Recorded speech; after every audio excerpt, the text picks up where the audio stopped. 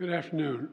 Today, the people of Israel are under attack, orchestrated by a terrorist organization, Hamas. In this moment of tragedy, I want to say to them and to the world and to terrorists everywhere that the United States stands with Israel. We will not ever fail to have their back.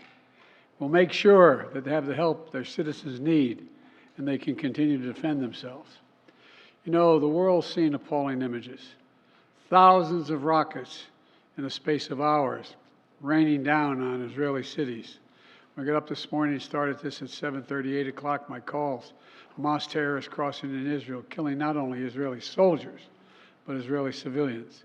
In the street, in their homes, innocent people murdered, wounded, entire families taken hostage by Hamas. Just days after Israel marked the holiest of days in the Jewish calendar. It's unconscionable.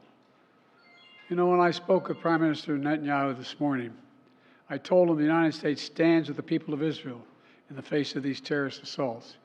Israel has the right to defend itself and its people, full stop. There's never justification for terrorist attacks. And my administration's support for Israel's security is rock solid and unwavering. Let me say this as clearly as I can. This is not a moment for any party hostile to Israel to exploit these attacks to seek advantage. The world is watching.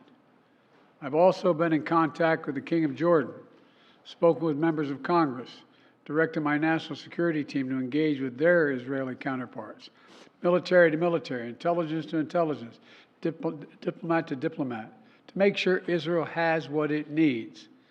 I've also directed my team to remain in constant contact with leaders throughout the region, including Egypt, Turkey, Qatar, Saudi Arabia, Jordan, Oman, the UAE, as well as our European partners and the Palestinian Authority. It's also a terrible tragedy on a human level. It's hurting innocent people. Seeing the lives that have been broken by this, the families torn apart, it's heartbreaking.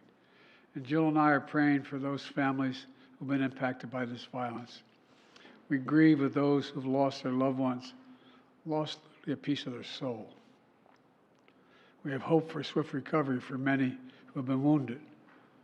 But we're going to remain in close touch with Prime Minister. I personally am going to remain in close contact with Prime Minister Netanyahu as this situation continues to develop. And let there be no mistake, the United States stands with the state of Israel, just as we have from the moment the United States became the first nation to recognize Israel 11 minutes after its founding 75 years ago. Thank you very much.